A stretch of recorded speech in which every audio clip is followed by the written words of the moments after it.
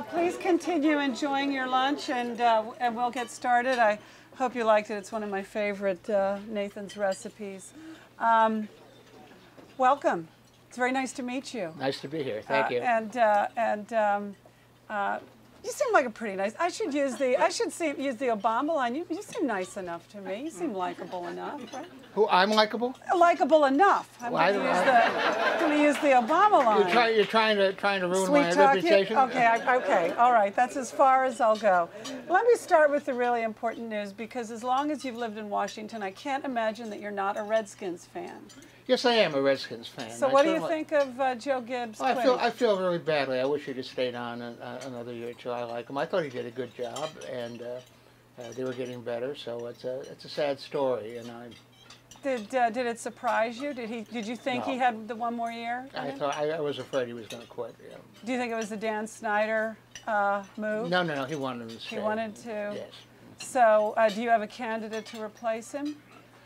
Well, I'd like a shot at it, but I don't have much experience. But that doesn't bother Senator Obama. So why should it bother me? Well, you've given Dan Snyder notice. But since you're talking about your career, I want to quote from you, because I'm quoting from your book.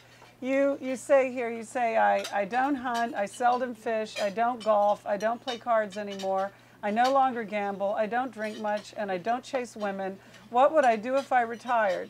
But then you also say, for your column, you say your column is essential reading in a Republican administration. I didn't say that. Somebody else said Somebody else said that, but do you agree?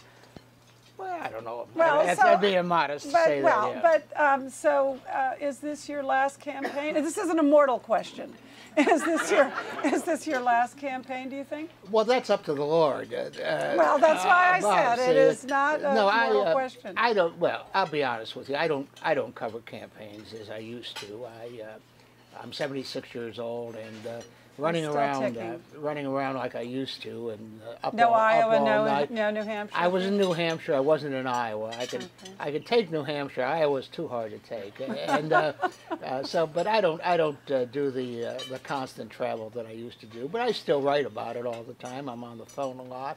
I was up in New Hampshire for 4 days. Just got back on Monday. Yeah. And I enjoyed that. And so as long as I'm still able physically to do it, I'll be doing another campaign. But you believe for reporters, going to the primaries, going to Iowa and New Hampshire is important. Oh yeah, it is. It is good. It's you have to do some reporting. I think there's a lot of reporters always who will go up there and they don't do anything. They might as well be in Washington, for that matter. Right. They just the bars. Yeah.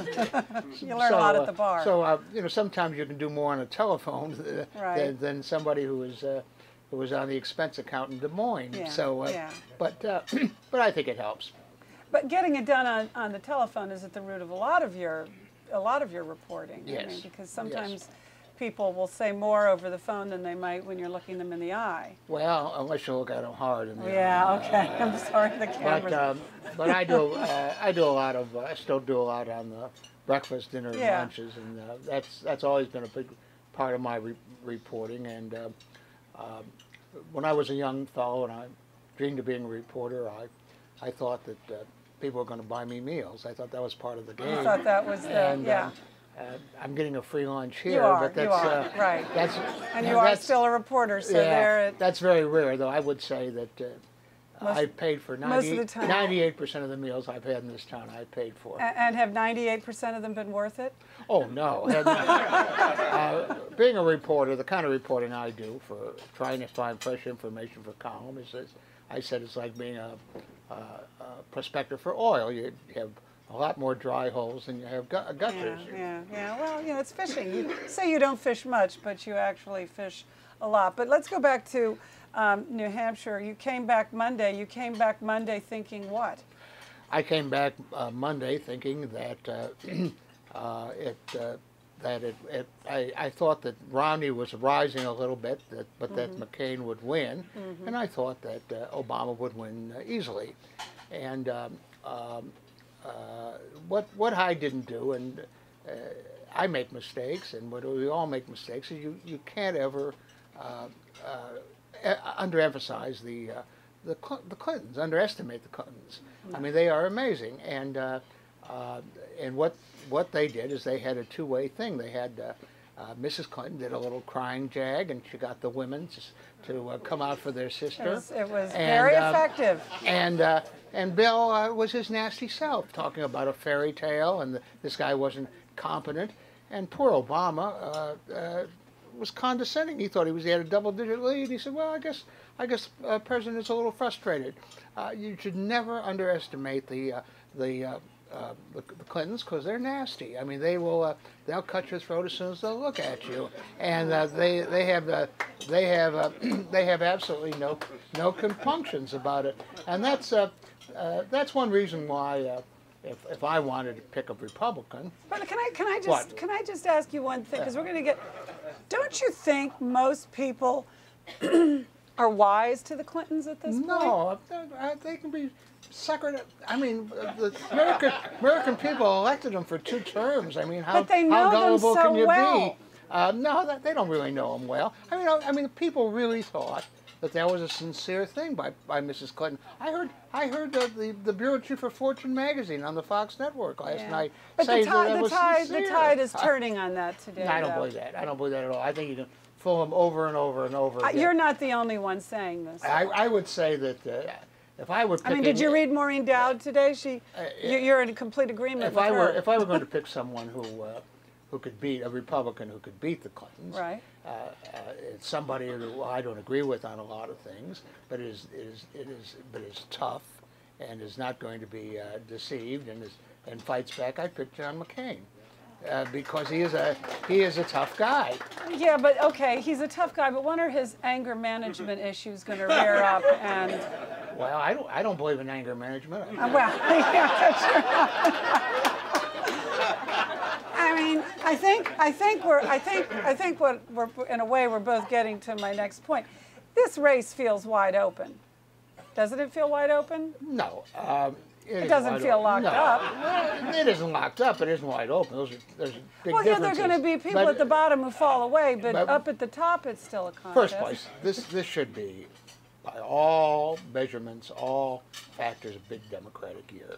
I mean, you really got to screw it up. For the media, it is. To get for the Republicans to win, and so you know, in the old days, they would try to find somebody who was the most electable person, but there's nobody in smoke-filled rooms anymore.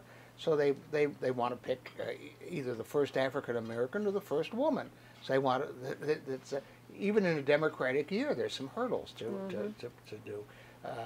So it's a very interesting. I think it's a very interesting year. But it's I think all the advantages are for the Democrats. But I believe either of those candidates can screw it up and elect a Republican. Didn't it feel to you a little bit? Wasn't the more significant story last night really McCain? Yet he wasn't the lead, because the difference between Obama and Hillary wasn't that great. No, it was 3 percentage points. Well, he was only 5 percentage points. But it's expectations. Everybody had expected McCain to win. Right. And but people expected Obama to win. So the story is that he didn't win. But they only expected Obama to win after Iowa. Before that, they expected Hillary to win. So Hillary ended up doing what she was initially expected to do. That's right. And now we have the next step is the Nevada caucuses, and I just love the Democratic Party. It's a great it's a great institution, and right now everybody is with bated breath on what the Las Vegas Culinary Union is going to do. I know. I have not heard of them. I will admit. I have not heard of them before.